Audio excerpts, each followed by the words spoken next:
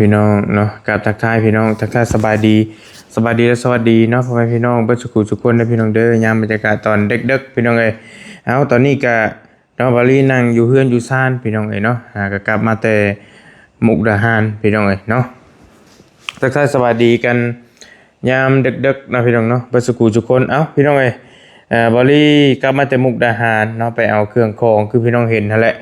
ไปเอาเสื้อผ้าหน้าแพร่ไว้แจกจ่ายให้พี่ให้น้องเฮาพี่น้องเนาะข้ามไปกับลูกสาวกับป้ากับหลานนั่นแหละกับเมียลุงเฮิบเนาะเอาทักทายสบายดีเนาะบอลี่กลับมาฮอดเฮือนพี่น้องก็ได้รับข่าวดีเนาะพี่น้องเนาะถือว่าเป็นข่าวดีสุดๆเลยพี่น้องเนาะสำหรับน้องพรเฮาที่พ่อแม่พี่น้องรุ่นแล้วก็ชมกันอยู่ว่าอยากให้น้องเพิ่นนั่นถึงฟังถึงฟ้าให้หาทางซอยน้องพรเป็นเด้อบ่ดีเลยว่าซั่นเนาะพี่น้องเนาะพี่น้องในที่สุดมื้อนี้ข่าวดีก็มาถึงเนาะครอบครัวน้องพรเป็นที่เรียบร้อยแล้วพี่น้องเนาะบอลลี่ได้รับข่าวดีจากผู้ใหญ่ใจบุญท่านหนึงเพิ่นส่งเงินมาให้บอลลี่เนาะพี่น้องเนาะเพิ่นให้ไว้ซอยน้องพรเนาะเป็นจำนวนเงิน 10,000 บาทพอดีพี่น้องรวมตีเป็นเงินกีบก็ประมาณ6 ล้านไปปลายแล้วแต่เลทเงินขึ้นเงินลงเนาะประมาณ6 ล้านกว่าพี่น้องถือว่าเป็นข่าวดีสุดๆเลยสำหรับน้องพรมื้อนี้เนาะบอลลี่ก็ถือโอกาสมาทำคลิปแจ้งพี่แจ้งน้องเนาะแจ้ง FC บัดทุกคนพี่น้องแล้วก็สิไปแจ้งน้องพรอีกเทื่อนึงเนาะหวังว่าเพิ่นสิบ่เห็นคลิปนี้ของบอลลี่คือสิบ่เห็นดอกพี่น้องเพราะว่าทั้งน้องเพิ่นขออภัยพี่น้องเพิ่นบ่มีโทรศัพท์เนาะว่าน้องเพิ่นเฮาอัปเดตหยังลงไปก็บ่เห็นถึงมีโทรศัพท์ก็เบิ่งบ่ได้บ้านน้องเพิ่นน่ะสัญญาณบ่มีพี่น้องเนาะได้แต่สัญญาณโทรสัญญาณเน็ตนี่บ่มีเลยเนาะ พี่น้องบริถือโอกาสมาแจ้งข่าวแจ้งพี่แจ้งน้องก่อนสิเข้าไปเซอร์ไพรส์น้องเพิ่นมื้ออื่นเนาะสิถือเงินไปให้น้องเพิ่นจับแล้วก็ให้น้องเพิ่นกราบขอบคุณขอบคุณแล้วก็แจ้งข่าวดีน้องเพิ่นเลยมื้ออื่นเนาะพี่น้องเนาะพ่อเพิ่นหันฝากเงินมาให้บริ10,000 บาทพ่อเพิ่นเป็นคนไทยอยู่สิงคโปร์เนาะเพิ่นก็บ่ได้ให้ออกชื่อออกเสียงหยังหรอกเพิ่นแค่บอกว่าให้บอกว่าผู้ใหญ่ใจะดีอยู่ทางสิงคโปร์ก็แล้วกันเพิ่นไปเฮ็ดเวียกเฮ็ดงานอยู่พุ่นเนาะพี่น้องเนาะไปเห็นน้องพรแล้วก็เพิ่นรู้สึกว่าลีตนสงสารว่าซั่นพ่อเพิ่นหันอยากให้บอลี่อันดับแรกนี่อยากให้แบ่งเงินน้องเพิ่นนั่นจำนวนที่เพิ่นส่งมานี้ให้แบ่งไปพาน้องเพิ่นไปหาหมอในจำนวนหนึงว่าซั่นเนาะแต่ว่าบอลี่ได้ถามน้องเพิ่นเกริ่นๆแล้วมื้อก่อนหั่นมื้อบอลี่ไปหาน้องเพิ่นมื้อนั้นน้องเพิ่นบอกว่าย่านหมอว่าซั่นย่านบ่ฮู้แหละมันบ่ฮู้ว่าย่านแบบย่านเพิ่นฉีดยาบ่หรือย่านเนี่ยเฮาก็บ่ฮู้นะมันก็อารมณ์เดียวกันกับบอลี่ตอนยังน้อยที่เฮารู้สึกว่าเฮาเจ็บไข้ได้พยาธิมาแหละพ่อแม่อยากพาไปหาหมอแล้วย่านนะย่านแฮงพี่น้องจนว่าเฮาบ่ไหวอีหลีจังสิได้ไปนะแต่ว่ามันก็อารมณ์เดียวกับน้องเพิ่นก็บอกว่ารู้สึกว่าย่านยังบ่ทันอยากไปหาหมอปานใดว่าซั่นเนาะแต่ก็บ่เป็นหยังเพราะว่าน้องเพิ่นก็มันเป็นฤดูเป็นเจ็บท้องประจำเดือนมาน่ะเวลาประจำเดือนมาแล้วเจ็บบอลี่ก็ได้คุยกับสุภาพสตรีเพิ่นหลายๆคนเนาะก็คุยกับเมน้องยุริเนเมียบอลี่เองนี่แหละก็คุยหลายคนเพิ่นก็บอกว่าก็เป็นอยู่เนาะทางสุภาพสตรีผู้หญิงเพิ่นนี่ก็เป็นหลายคนพี่น้องเจ็บท้องนี่เป็นแบบว่าอาการก่อนสิประจำเดือนสิมาน่ะแม่น้องยุริเพิ่นก็บอกว่าเจ็บคือกันแต่ว่าพักนี้แล้วบ่ค่อยเจ็บปานใดแต่ก่อนแต่ตอนเป็นสาวน่ะเจ็บแฮงว่าซั่นเนาะแต่ว่าช่วงนี้แหละบ่ค่อยปานใดแล้วธรรมดาเจ็บก็บ่เจ็บแฮงปานใดหันนะก็ฟังไปน้องเพิ่นก็เป็นผู้หญิงคนหนึงที่ก่อนประจำเดือนมาแล้วก็เจ็บท้องแฮงก่อนสิมาน่ะก่อนสิมาแล้วก็พอมันมาแล้วก็มันก็เจ็บธรรมดาพอดีอยู่ยากว่าซั่นเนาะอันนี้ต้องขออนุญาตหลายๆพี่น้องที่ต้องเว้าเรื่องนี้เพราะว่าพี่น้องให้ความสนใจกันเข้ามาค่อนข้างหลายบอลี่เองนี่แหละเป็นคนถามน้องเพิ่นก็ถามตรงๆว่าน้องเพิ่นบอกเจ็บท้องมื้อนั้นบอลี่เห็นหน้าน้องเพิ่นจนซีดน่ะนะ กระทำแบบบ่อ้วงบ่อายเลยเพราะว่าอยาก อยากให้มันกระจ่างแจ้งเพราะว่าเป็นหยังเฮาสิได้ซอยกันที่ซอยน้องเพิ่นก็พอซอยได้นะบอลลี่ก็เลยถามว่าน้องเจ็บท้องหยังน้องเว้าโดดบอลลี่นี่ได้เกริ่นลงไปว่าน้องเจ็บท้องประจำเดือนบ่รู้ว่าเจ็บหยังเพราะว่าบอลลี่เคยเห็นทางเมียบอลลี่นี่เป็นนะก็เลยถามน้องเพิ่นไปนั่นน่ะน้องเพิ่นก็ตอบตรงๆนะว่าแม่นว่าซั่นบางเดือนก็เจ็บจนให้นะก็เลยเป็นที่เอ่อเป็นที่เว้ากันต่อๆมาเรื่องกับเรื่องนี้เนาะเพราะว่าพี่น้องก็ให้ความสนใจกันเข้ามาค่อนข้างหลายเรื่องน้องพรเฮานี่เพิ่นว่าอย่างน้อยก็รักษาสุขภาพน้องก่อนก็ยังดีเด้อบอลลี่ว่าซั่นสิได้ซอยเรื่องอื่นต่อไปเนาะก็ยังธรรมดาอยู่มื้อนั้นก็บอลลี่ถามน้องเพิ่นก็ว่าโอเคอยู่ปกติธรรมดาเนาะมันเจ็บแฮงตอนมันสิเป็นวันนั้นของเดือนนั่นแหละพี่น้องก็ธรรมดาอยู่ว่าซั่นเนาะแล้วก็บอลลี่ถามผู้หญิงเพิ่นหลายๆคนเพิ่นก็บอกว่าเป็นคล้ายๆกันเนาะก็ฟังไปเนาะพี่น้องเนาะถ้าว่ามันบ่เศร้าบ่หยังเฮาเห็นน้องเพิ่นกล้าว่าบ่ไหวแล้วเฮาก็ไปหาน้องเพิ่นเรื่อยๆแล้วก็ถ้ากล้าว่าน้องเพิ่นบ่ไหวแล้วก็จังปรึกษากันแล้วจังว่ากันอีกเทื่อนึงบอลลี่ก็ถามอยู่ถามน้องเพิ่นนั่นแหละว่าไปบ่คันนั้นละอ้ายสิพาไปเบิ่งคันพอซอยกันได้ก็ซอยกันไปหันนะน้องเพิ่นก็บ่ไปเพิ่นบอกว่ายังย่านๆอยู่ก็ยังเจ็บบ่แฮงหั่นแหละเจ็บแบบธรรมดามันก็บ่ถึงว่าสิรุนแรงหันนะก็ยาแหละตอนนี้ก็เบิ่งกันไปก่อนเนาะหรือว่าถ้าเฮาอันนั้นก็ซื้อยาไปให้น้องเพิ่นกินก็น่าจะโอเคเพราะเมียบอลี่ก็เป็นบางช่วงก็เพิ่นกินยาสตรีก็เศร้าได้พี่น้องยาสตรียาเกี่ยวกับแก้ปวดประจำประจำเดือนนั่นแหละเนาะก็โอเคอยู่ใครกว่าสิพาน้องไปหาหมอแล้วพาไปหาหมอเลยที่ว่าเพิ่นเจ็บเพิ่นญาตินั่นแหละเนาะญาติต่างๆพี่น้องก็ฟังไปเนาะพี่น้องเนาะ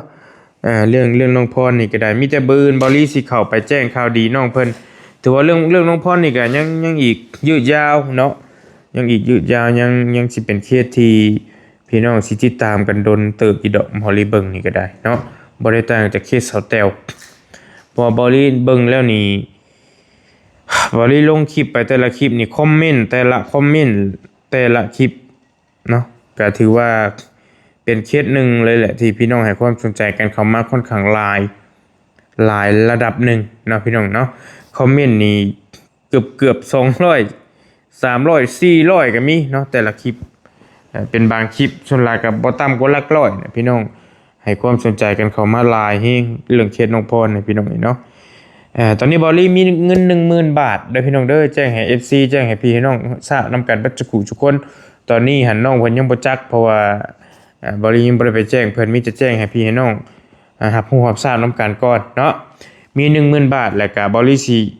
เก็บไว้เบิ่งพิจารณาเบิ่งว่าเฮาสิเอ่อซื้อไม้มาเลยบ่หรือว่าสิเก็บไว้ถ้ามันมีเงินหลายๆที่เดียวแล้วจังซื้อมาทีเดียวเลย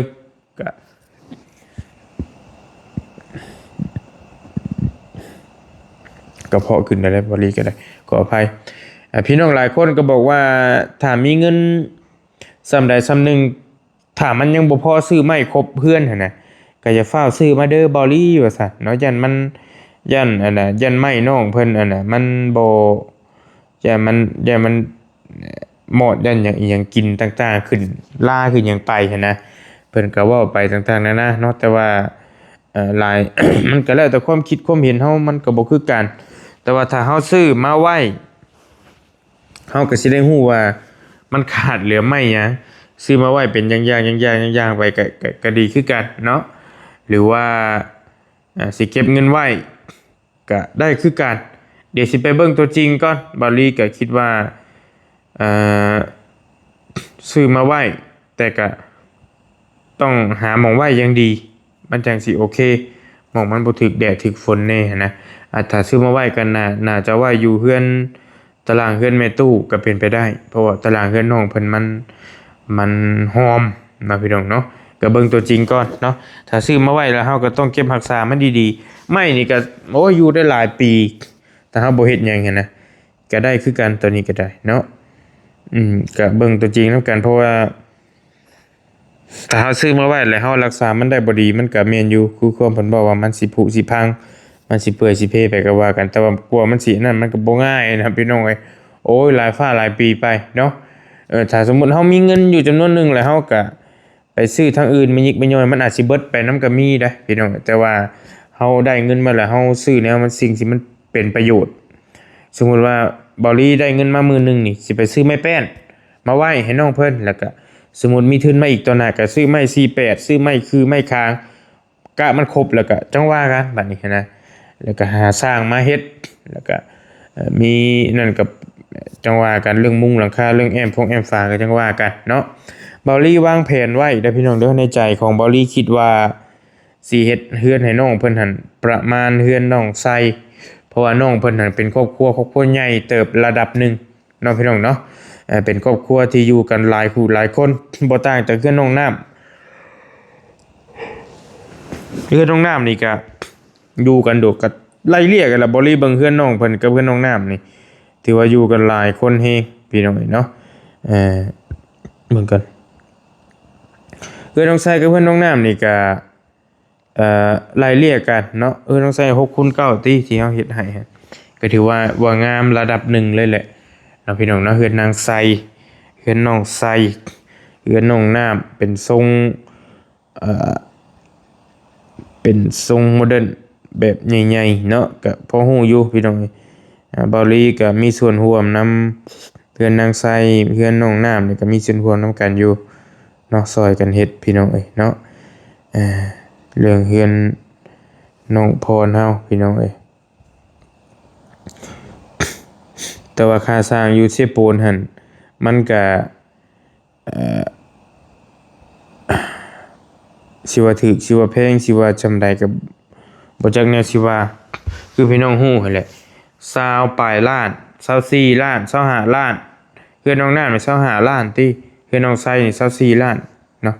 ถ้าจำบ่ผิดได้พี่น้องมันก็โดนเติบเลย20ปลายล้านโดยประมาณนั้นพี่น้องแต่ว่าสร้างทั้งพี่หั่นเฮาบ่ฮู้ว่ามันสิได้เท่าใดหั่นน่ะเพิ่นสิเฮ็ดให้ได้ส่ำใดพี่น้องก็บ่มั่นใจตัวนี้ก็ได้ค่าสร้างอยู่เชฟโปน24-25ล้านน่ะตีไปประมาณ 40,000 บาทซะค่าสร้างเฉพาะค่าสร้างนะพี่น้องเอ้ย 40,000 บาทน่ะบ่ได้คำนวณเบิ่ง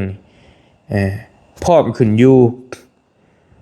ตั้งแต่ยกเสาตั้งใส่เบิดนั่นแหละรวมเบิดมุงหลังคาตีห้องกั้นตีไม้แป้นแอมตีหยังทั้งหมดเลยหั่นแหละตีไม้แป้นปูพร้อมขึ้นอยู่ว่าซั่นซะเฮ็ดหัวดอกบันไดเฮ็ดบันไดขึ้นพี่น้องก็ประมาณ 40,000 บาทโดยประมาณเลยเนาะอยู่ช่างเซโปนนะแต่ว่าอยู่พี่บ่ริยังบ่ฮู้ว่าเพิ่นสิได้เท่าใดสิเฮ็ดจังใดสิถูกสิแพงถ้าถูกกว่าก็แฮงดีแหละเนาะถ้าสมมุติว่าเฮาได้อยู่พี่มันถูกกว่าอยู่เซโปนก็ถือว่าเป็นเรื่องดีแต่ว่าเฮาก็ยังบ่ได้ทันสอบถามเบิ่งพอบ่ริก็หาก็ได้ทุนมาแล้วก็จังไปเจาะไปจิ้มเบิ่งก็จังค่อยๆเป็นค่อยไปสำหรับเคสน้องพรเฮานี่ก็ได้เนาะพี่น้องเนาะค่อยๆคุยกันไปหลายเรื่องหลายราวมันก็เรื่องเฮ็ดเฮือนนี่ก็ถ้ามันบ่เหนือมากกว่าแรงผู้ใหญ่เพิ่นก็ถือว่าเฮาเฮ็ดมานี่ก็สำเร็จหลายหลังแล้วก็สิง่ายอยู่เนาะถ้ามันมีทีมงานช่วยกันหลายคู่และคนช่วยกันผู้เล็กผู้น้อยก็ดีนี่ก็ทีมงานเข้าไปหลายคนแล้วก็ต่างคนต่างไปเฮ็ดหน้าที่ของไผของมันเนาะถ้าเฮาไปคือเฮือนน้องไสเฮือนน้องน้ำล่ะมีผู้ใหญ่ใจบุญหลายท่านตนทางน่ะช่วยกัน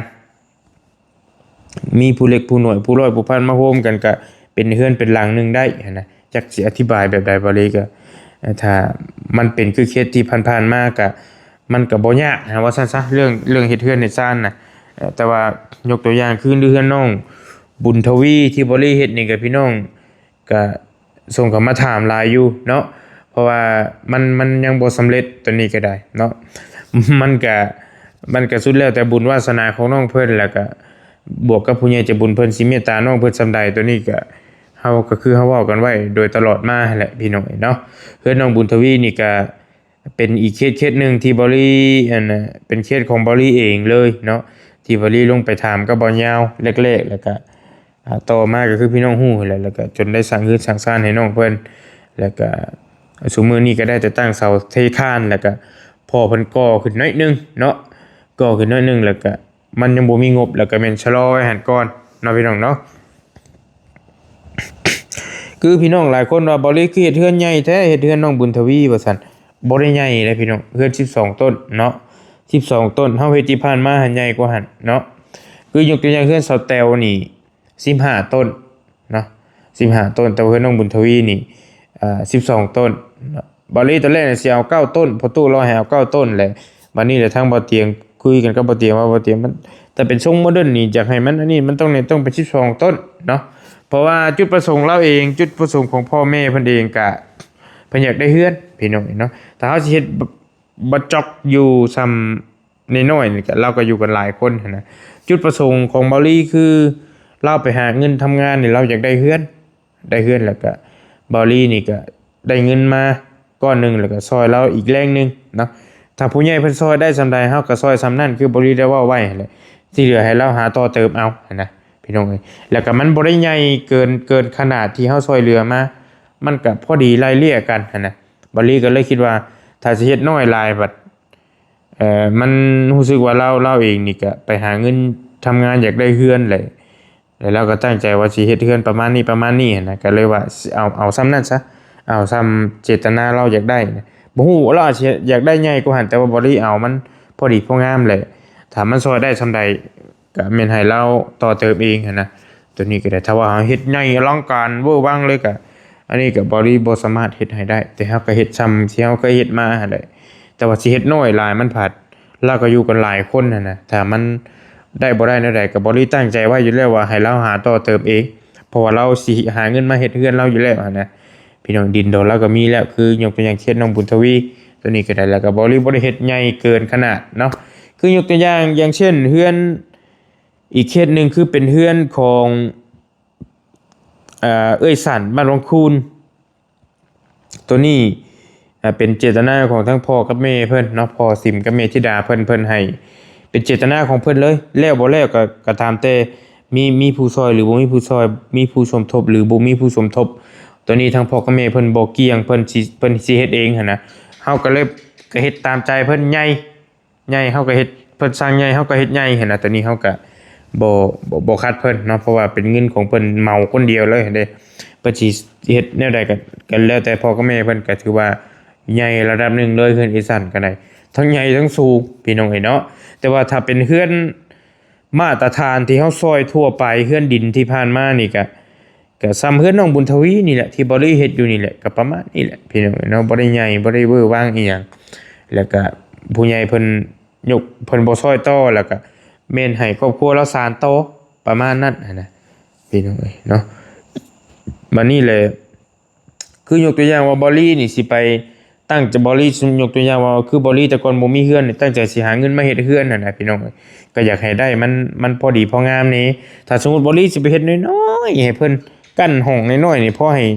สองไอ้น้องอยู่บัดนี้พ่อแม่แล้วมาอยู่แล้วสิอยู่จังใดหั่นน่ะบ่ฮู้ว่าพี่น้องพอเข้าใจบ่บอลลี่อธิบายหั่นน่ะ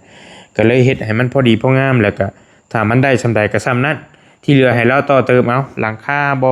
เทพื้นเทหยังก็ให้เราว่ากันไปตัวนั้นเนาะพี่น้องเนาะก็ประมาณนี้เคสน้องบุญทวีแล้วก็คือเฮือนน้องพรนี่เฮาก็เอาตามอันนี้เลยตามเจตนาครอบครัวเพิ่นสิเฮ็ดไว้ตั้งใจสิเฮ็ดนั่นน่ะเพิ่นสิเฮ็ดเฮือนใหม่อยู่แล้วเรามีเสาเด้มีเสา9ต้นแล้วก็เลยบ่ลีก็เลย คิดว่าสิให้มันได้ประมาณอย่างหน่อยเฮือนน้องไส้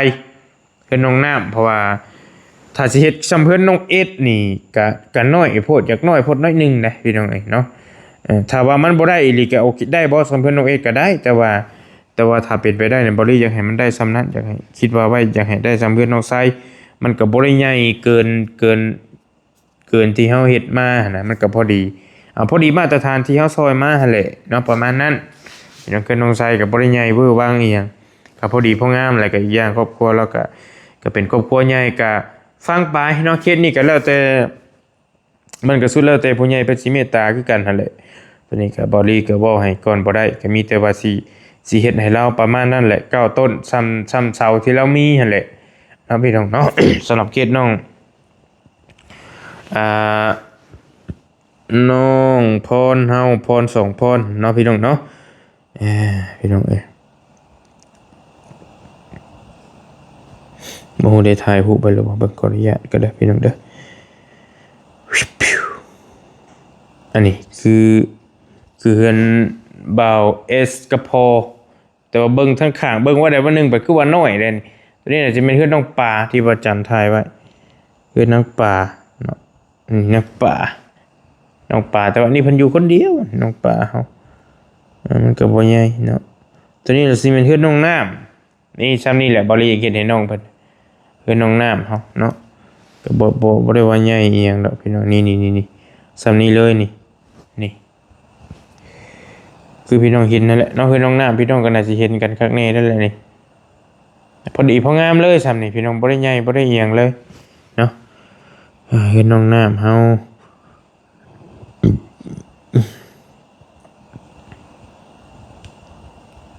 ก็ถือว่าโอเคแล้วสำนี้ก็ได้พี่น้องเนาะบ่ได้เวอร์ว่างอีหยังมากมายแล้วพี่น้องแล้วก็กับเรื่องน้องพรน้องแล้วเนาะบ่ได้ลงคลิปไปมื้อนั้นก็ถือว่าพี่น้องเนาะชื่นชมน้องเพิ่นเข้ามาหลายขนาดเลยสำหรับเคสของน้องพรเฮานี่น้องสาวเรานะพี่น้องเนาะมือเพิ่นเจ็บเท้านะพี่น้องนี่น้องเพิ่นเจ็บเท้าแล้วจนไหายนะพอลีไปถ่ายคลิปเพิ่นมันไปเยี่ยมเพิ่นจนเราเจ็บตีนอยู่นอนอยู่เพิ่นในตู้ก็มีพี่น้องชื่นชมน้องเพิ่นเข้ามาค่อนข้างหลายนะน้องสู้จริงๆสู้กับทุกอย่างจริงๆแม้ว่าตัวเองเจ็บก็ไม่บอกทีมงานแต่เมื่อวานนี้ทำงานช่วยพี่สาวเหมือนไม่เจ็บไม่ป่วยนะทั้งที่ตัวเองเจ็บอยู่แต่ทำตัวเหมือนคนปกตินะสุดจริงๆสาวคนนี้หายไวๆนะกับพี่น้องชื่นชมให้กินยาแก้อักเสบด้วยนะคะนะอันนี้คือน้องพรคำที่บอกพรคำกับลาพรด่าพร